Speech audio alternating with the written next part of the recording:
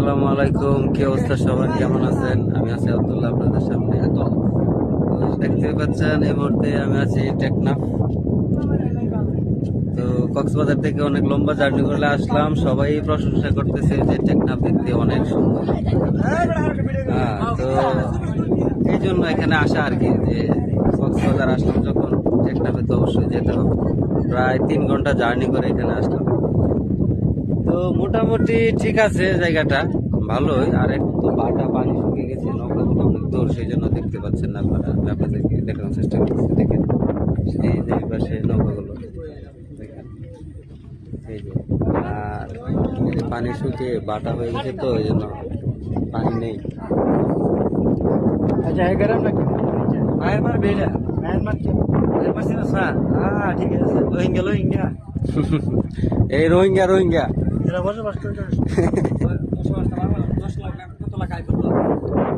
তো এখানে যা যা আছে সবগুলোই আমি আপনাদেরকে দেখানোর চেষ্টা করব, আপনারা আমাদের সাথে থাকুন। দেখেন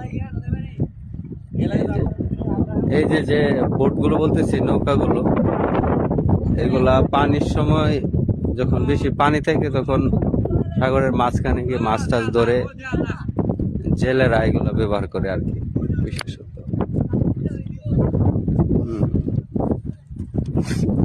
তো এটা আসলে এমন একটা প্লেস, এখানে তেমন একটা পর্যটক নেই বলতে গেলে, দেখার মতো তেমন কোনো কিছু নেই, শুধু পানি আছে আর কয়েকটা বোট। তো এত লম্বা জার্নি করে আসার পরে যা বুঝলাম, মোটামুটি ঠিক আছে আর কি। তো রিভিউ দেওয়ার মতো তেমন বিশেষ কোনো কিছু নেই এখানে, শুধু কয়েকটা বোট আছে। আর বিশেষ করে ব্রিজটাই মূলত সবাই পছন্দ করে, ব্রিজটা দেখেন। 2 ঘন্টা আড়াই ঘন্টা